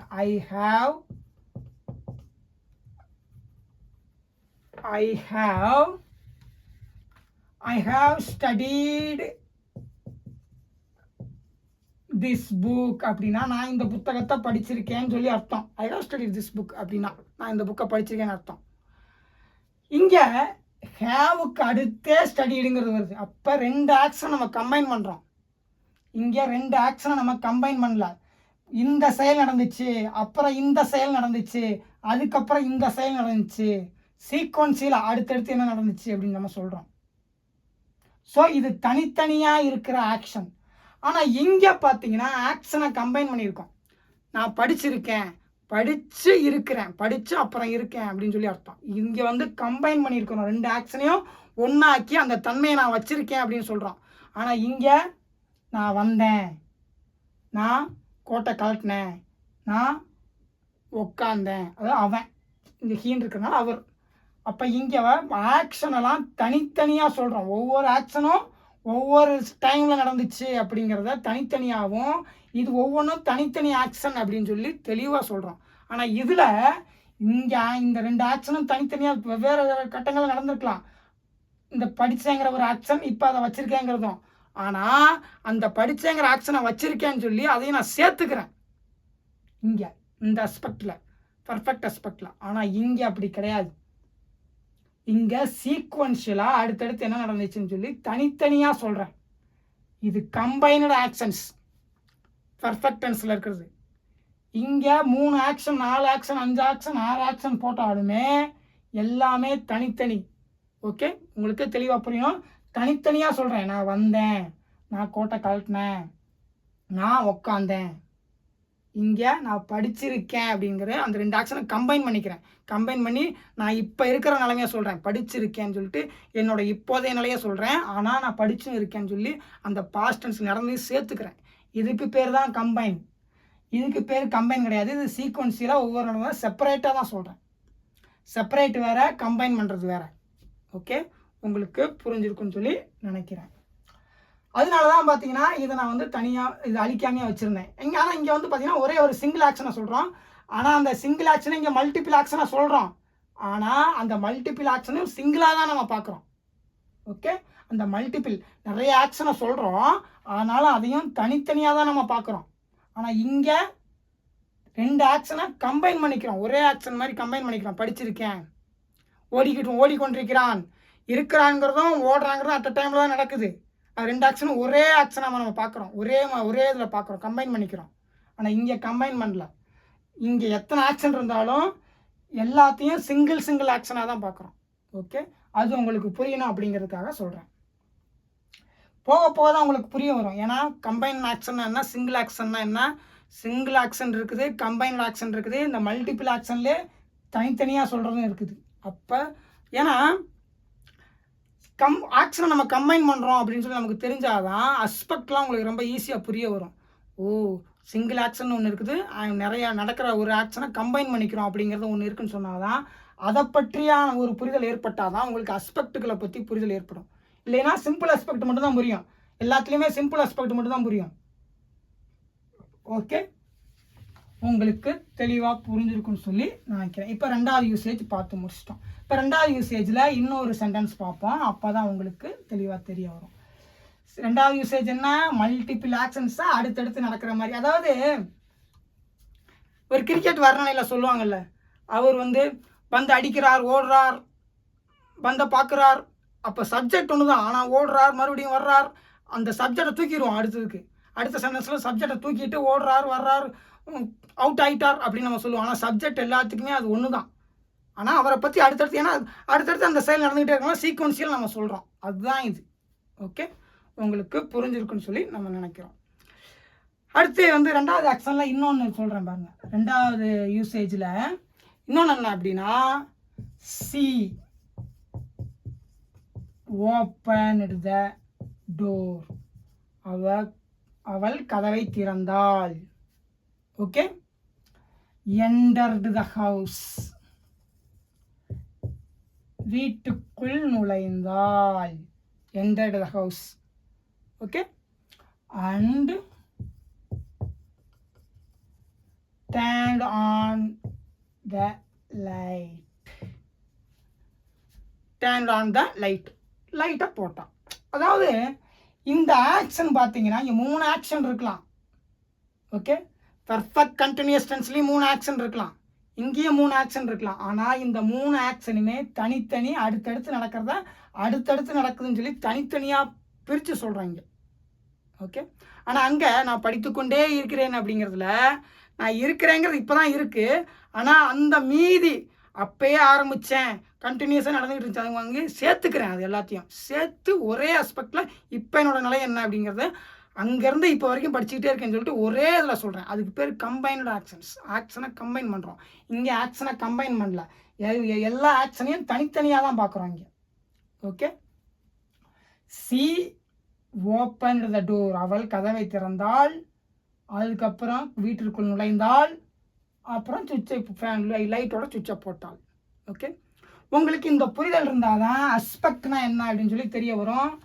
ஏன்னா அஸ்பெக்டில் ஆக்ஷன்ஸை கம்பைன் பண்ணுறோம், சிம்பிள் அஸ்பெக்டில் ஆக்ஷன்ஸை கம்பைன் பண்ணுறக்கூடாது, பண்ணுறதில்ல, ஜஸ்ட் ஒரே ஒரு ஆக்ஷனை மட்டும் நம்ம சொல்கிறோம் சிம்பிள் அஸ்பெக்டில். அதாவது சிம்பிள் அஸ்பெக்ட்னா simple present tense, simple past tense, simple future tense, இதெல்லாம் சிம்பிள் அஸ்பெக்ட், ஒரே ஒரு ஆக்ஷன் தான் இருக்கும். அதுக்கடுத்து பார்த்தீங்கன்னா பாஸ்ட் ஹேபிட்ஸ். 3வது யூசேஜ் என்ன அப்படின்னா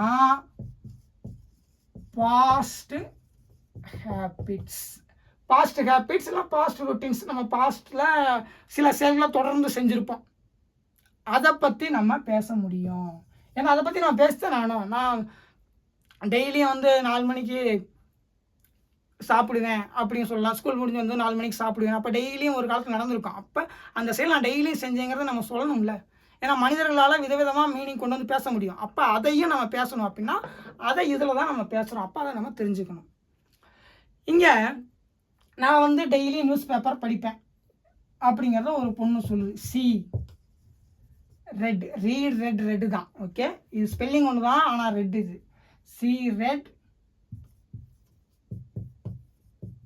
news paper, she read newspaper daily அப்படின்னு சொல்லி என்ன அர்த்தம் அப்படின்னா,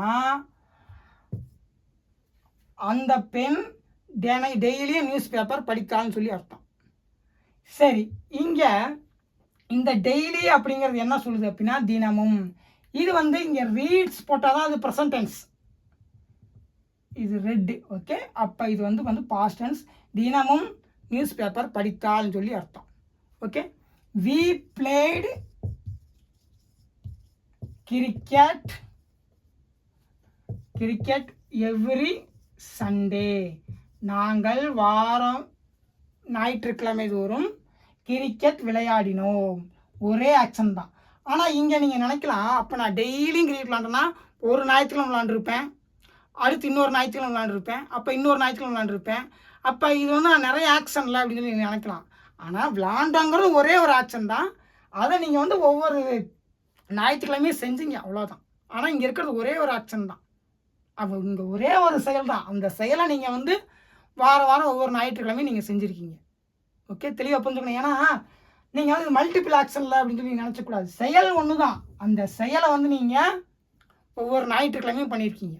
ஓகே, அப்போ உங்களுக்கு தெரிஞ்சிருச்சு டெய்லி, எவ்ரிடே, எவ்ரி சண்டே இந்த மாதிரிலாம் போடுறதுனால நமக்கு காலங்களை காட்ட முடியும். இந்த எவ்ரி சண்டே அப்படிங்கிறத நம்ம ப்ரெசன்ட் டென்ஸுக்கு யூஸ் பண்ணலாம். we play cricket every Sunday இதை தூக்கிட்டோம்னா இது ப்ரெசன்ட் டென்ஸாக மாறிடும். ஆனால் இப்போ பாஸ்ட் டென்ஸாக மாறிடுச்சு. அப்போ இந்த every Sunday, every week, every month இதெல்லாம் பார்த்தீங்கன்னா பொதுவானது. ஃபியூச்சர் டென்ஸுக்கும் யூஸ் பண்ணலாம், ப்ரெசன்ட் டென்ஸுக்கும் யூஸ் பண்ணலாம், பாஸ்ட் டென்ஸுக்கும் யூஸ் பண்ணலாம். ஆனால் டுடே, டுமாரோ, எஸ்டர்டே இதுலாம் எக்ஸாக்டாக காலம் இருக்குது. செயல் அதாவது முடிஞ்சு போன காலம், வர்ற காலம், நடக்கிற காலம் அப்படின்னு காலத்தை காட்டுது. ஆனால் இதெல்லாம் பார்த்தீங்கன்னா ஒவ்வொரு ஞாயிற்றுக்கிழமையும் அப்படிங்கிற மீனிங்கை தான் கொடுக்குது தவிர இதில் காலம் இருக்கானா, காலம் இருக்குது. ஆனால் ஒவ்வொரு ஞாயிற்றுக்கிழமையும் அப்படி ஒவ்வொரு ஞாயிற்றுக்கிழமைங்கிறது நம்ம ஃபியூச்சருக்கும் யூஸ் பண்ணலாம். ஒவ்வொரு ஞாயிற்றுக்கிழமையும் நாங்கள் கிரிக்கெட் விளாடுவோம், ஃபியூச்சருக்கும் யூஸ் பண்ணலாம். ஒவ்வொரு ஞாயிற்றுக்கிழமையும் நாங்கள் கிரிக்கெட் விளாண்டோம், பாஸ்ட்டுக்கும் யூஸ் பண்ணலாம். ஒவ்வொரு ஞாயிற்றுக்கிழமையும் கிரிக்கெட் விளாடுறோம், ப்ரெசண்ட்டுக்கும் யூஸ் பண்ணலாம். ஆனால் இந்த மாதிரியான வார்த்தைகளில் டுடே, டுமாரோ, எஸ்டர்டேலாம் எக்ஸாக்டான காலம் இருக்குது. முடிஞ்சு போயிடுச்சு, நடந்துகிட்டு இருக்குது, இன்னும் தான் வரும் அப்படிங்கிறத காட்டுது. ஸோ அதனால நீங்கள் தெரிஞ்சுக்கணும். அதே மாதிரி தான் டெய்லிங்கிறதுல டெய்லி தினமும் அப்படின்னு இருக்குது. அது எக்ஸாக்டாக ப்ரெசண்ட்டுக்கு யூஸ் பண்ணலாம், பாஸ்ட்டுக்கு யூஸ் பண்ணலாம், ஃபியூச்சருக்கு யூஸ் பண்ணலாம், இப்படி வேணால் யூஸ் பண்ணலாம்.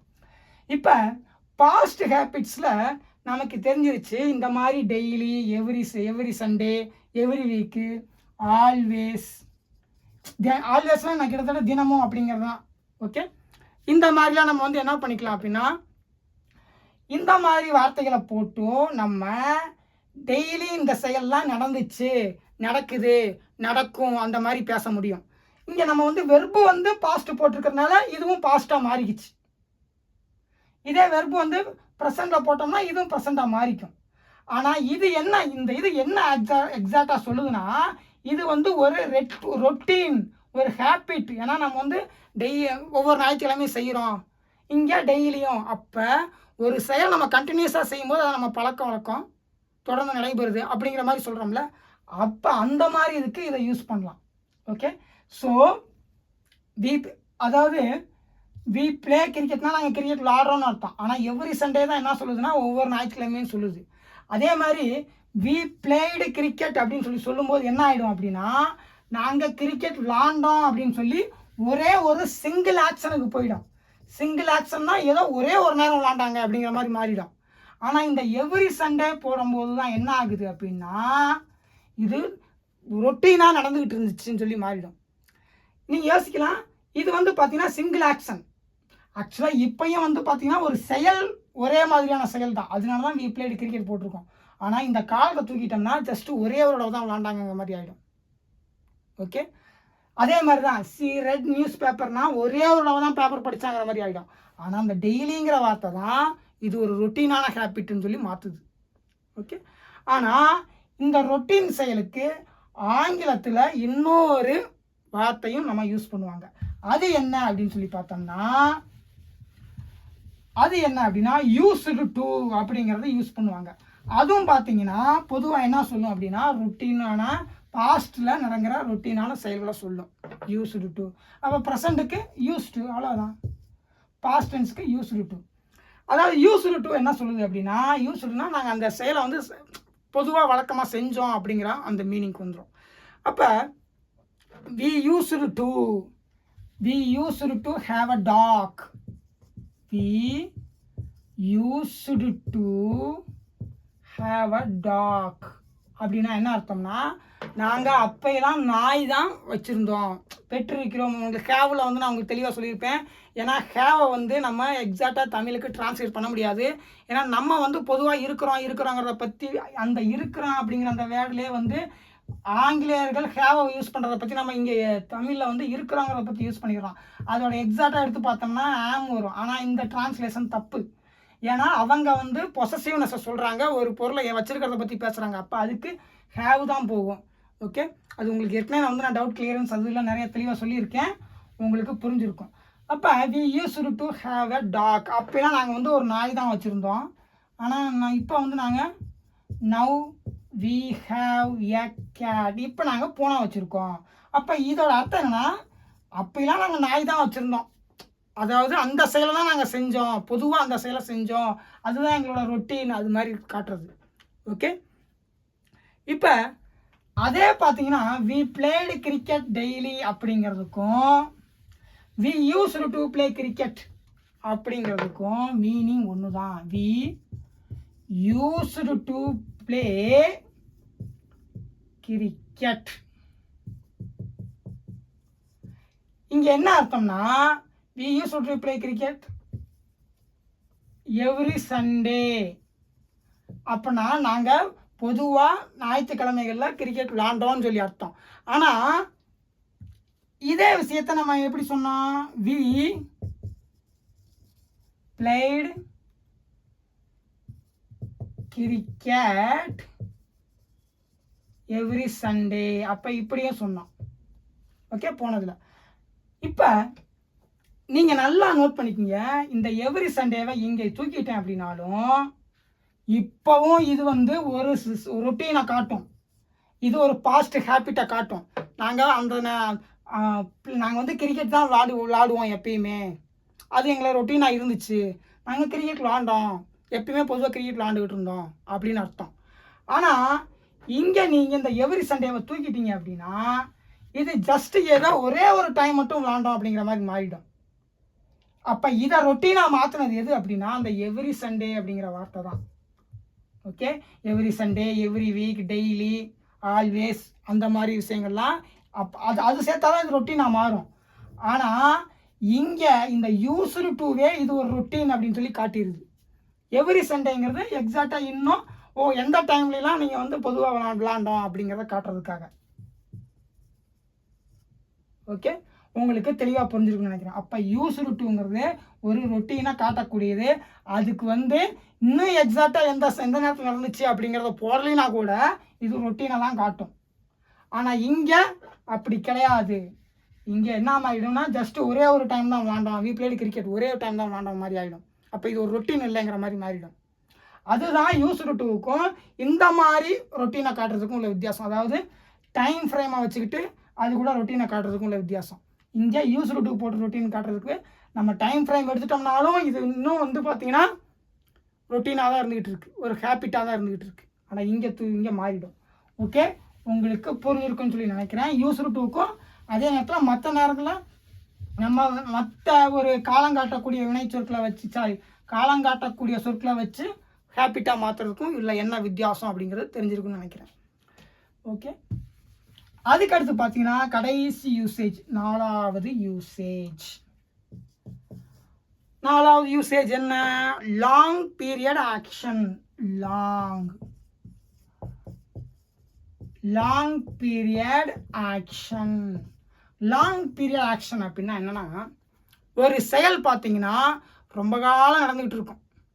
இப்போ நான் வந்து ஒரு கம்பெனியில் ஒரு 10 வருஷம் வேலை செஞ்சுருக்கலாம், நான் 10 வருஷம் அந்த கம்பெனியில் வேலை செஞ்சேன். பொதுவாக நம்ம என்ன நினைக்கிறோம், நான் ஏற்கனவே சொல்லியிருக்கேன், ரொம்ப காலமாக ஒரு செயல் நடக்குது அப்படின்னா நம்ம வந்து பர்ஃபெக்ட் கண்டினியூஸ் டென்ஸ் தான் யூஸ் பண்ணுவோம்.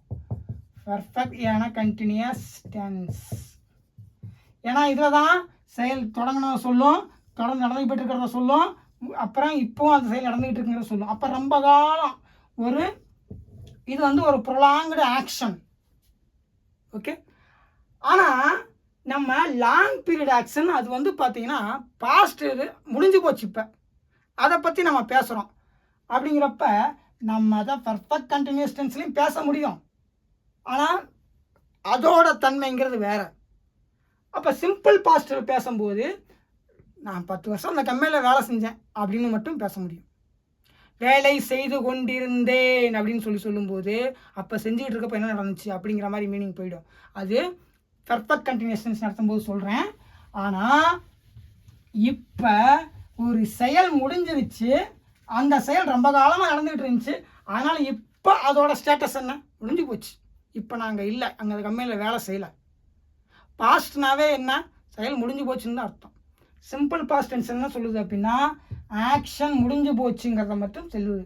அதே பாஸ்ட் கண்டினியூஸில் ஆக்ஷன் நடந்துக்கிட்டு இருக்கு, நான் படித்து கொண்டிருந்தேன் அப்படின்னு சொல்லும்போது செயல் நடந்து கொண்டிருக்கிற தன்மையா, அப்போ செயல் வந்து ப்ராக்ரஸ் ஆகிக்கிட்டு இருக்கிறத காட்டும். ஆனால் சிம்பிள் பாஸ்ட் டென்ஸு செயல் முடிஞ்சு போனதை காட்டும். இந்த மாதிரி நம்ம ஏன் பேசுகிறோம் அப்படின்னா செயல் நடந்துக்கிட்டு இருக்கிற சூழ்நிலையை பற்றி பேசுகிறோம்னா அப்போ அந்த டைமில் ஏதோ நடந்திருக்கு, அதை பற்றி சொல்கிறதுக்காக பேசுகிறோம்.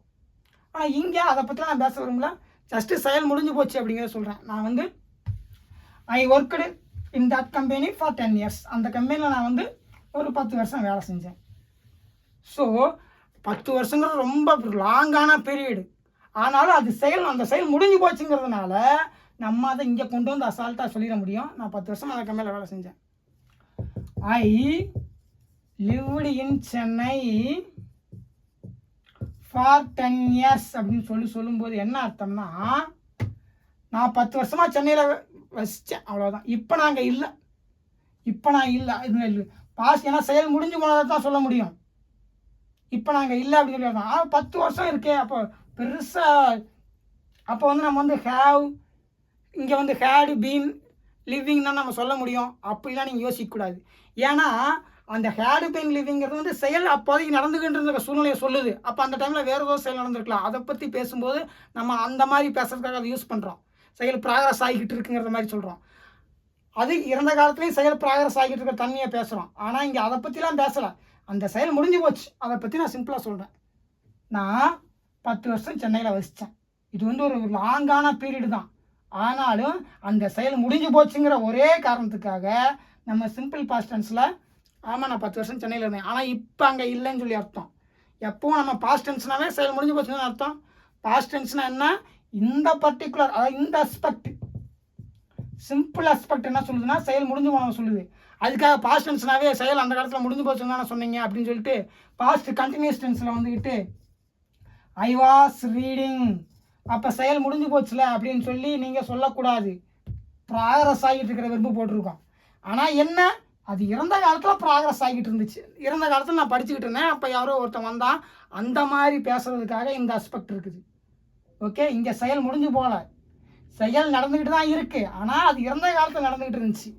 அப்படி தான் நம்ம இங்கே பேசுகிறோம். ஆனால் இங்கே செயல் முடிஞ்சு போச்சு. அந்த முடிஞ்சு போச்சுங்கிற ஒரே காரணத்துக்காக அவ்வளோ பெரிய லாங் பீரியட் ஆக்ஷனை நம்ம அசால்ட்டாக சிம்பிள் பாஸ்ட் டென்ஸில் சொல்லிட்டோம். ஓகே, உங்களுக்கு தெளிவாக புரிஞ்சிருக்குன்னு சொல்லி நினைக்கிறேன். ஸோ 4 யூசேஜ் இருக்குது. 4 யூசேஜும் உங்களுக்கு ரொம்ப தெளிவாக புரிஞ்சிருக்குன்னு நினைக்கிறேன். ஏன்னா நீங்கள் வந்து பார்க்க கான்செப்டுகளை புரிஞ்சுக்க தான் மெல்ல தான் உங்களுக்கு இந்த லாங்குவேஜை பிரெயின் அடாப்ட் பண்ணும். ஏன்னா நம்ம லாங்குவேஜே கற்றுக்க கிடையாது.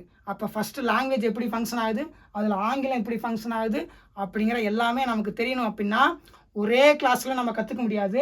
ஒரே கிளாஸில் லாங்குவேஜில் இருக்கிற எல்லா கான்செப்டுகளையும் நம்ம பிரெயின் அனலைஸ் பண்ணிவிடுமானா பண்ணாது. கண்டினியூஸாக அதுக்கு இன்புட்டு போக ஒவ்வொரு விஷயங்களையும் அனலைஸ் பண்ணிவிடும். ஓ இப்படி இந்த விஷயங்கள்லாம் இப்படி இருக்குது அப்படின்னு சொல்லி அதுக்கு கரெக்டான இன்புட்ஸை கொடுக்கணும். கரெக்டான இன்புட்ஸை கொடுத்தோம்னா அது ஆட்டோமேட்டிக்காக அனலைஸ் பண்ணிடும். ஓகே, உங்களுக்கு எல்லாத்தையும் நான் கவர் பண்ணிட்டேன் அப்படின்னு சொல்லி நினைக்கிறேன். இந்த கிளாஸில் ஏதாவது மிஸ் ஆயிருந்தால் கூட நான் வந்து அடுத்த கிளாஸ்லேயும் உங்களுக்கு சொல்லும்போது சொல்லிடுவேன். ஏன்னா நான் எப்போவுமே சிம்பிள் பாஸ்ட் டென்ஸ் எடுக்கும்போதே பார்த்தீங்கன்னா உங்களுக்கு பாஸ்ட் கண்டினியூஸை பற்றி பேசியிருப்பேன், பர்ஃபெக்ட் டென்ஸை பற்றி பேசியிருப்பேன். ஆக்சுவலாக கிளாஸ் என்ன சிம்பிள் பாஸ்ட் டென்ஸ். ஆனால் ஏன் அதெல்லாம் பற்றி பேசுகிறேன் அப்படின்னா, ஏன்னா நம்ம இல்லை இது இந்த கிளாஸ் தான் வந்து சிம்பிள் பாஸ்ட் டென்ஸ் தான் எடுக்கணும் அப்படிலாம் கிடையாது. நமக்கு வந்து மொத்தமாக படிக்கிறது எல்லாமே இந்த பிரெயினுக்கு தான் போக போகுது. நம்ம பேசிக்க போகிறோம். நம்ம தான் வந்து எல்லாத்தையும் ஒன்றாக்கி நம்ம பேச போகிறோம். அடுத்த கிளாஸ்லேயும் நம்ம தான் இருக்க போகிறோம். அப்போ இந்த கான்செப்டை புரிஞ்சுக்க அந்த டென்ஷன் கொஞ்சம் தேவைப்படுதுன்னா அதை இங்கே பற்றி பேசித்தான் ஆகணும். சும்மா நான் வந்து அங்கே அந்த டென்ஸ் வரும்போது அதை பற்றி பேசுவேன். அங்கே வந்து அதை பற்றி ரொம்ப டீப்பாக பேசலாம். ஆனால் இங்கே அதை பற்றி லைட்டாக தேவைப்படுது அப்படின்னா அங்கே வந்து சொல்லித்தாகணும். ஏன்னா நம்ம படிக்கிற எல்லாமே ஒரே பிரெயினுக்கு தான் போக போகுது. நம்ம தான் அதை பற்றி பேச போகிறோங்கிறனால நமக்கு தேவைப்படுற நேரத்தில் அதை கற்றுக்கிட்டு தான் ஆகணும். ஓகே, அதனால தான் நான் வந்து பார்த்திங்கன்னா சில நேரங்களில் simple past tense present tense எடுக்கும்போதெல்லாம் வந்து கண்டினியூஸ் டென்ஸை பற்றி பேசுவேன் எல்லாமே. ஏன்னா எல்லாமே இங்கே தான் போகுது. இது அனலைஸ் பண்ணணுங்கிறதுக்காகத்தான். இந்த பிரெயினுக்கு தான் போகுது. இந்த பிரெயினை பல கான்செப்டுகள் அட் டைமில் புரிஞ்சுக்கிட்டா தான் நமக்கு அனலைஸ் பண்ண முடியும் அப்படிங்கிறனால அதனால நான் எடுக்கிறேன். ஓகே, ஏன்னா கிராமர் ரூல்ஸை சொல்லித்தரதை விட அந்த கிராமர் கான்செப்டுகளை நம்ம தெளிவாக புரிஞ்சுக்கிட்டோம்னா லாங்குவேஜை சூப்பராக பேச முடியுங்கிறதுக்காகத்தான் நான் வந்து இந்த மாதிரி உங்களுக்கு கிளாஸஸ்லாம் எடுக்கிறேன். ஓகே, இன்னொரு 2 மாதம் பயங்கரமாக வேர்த்து ஊற்றும் போல இருக்குது. ஓகே, நெக்ஸ்ட் கிளாஸில் மீட் பண்ணுறேன். தேங்க்யூ.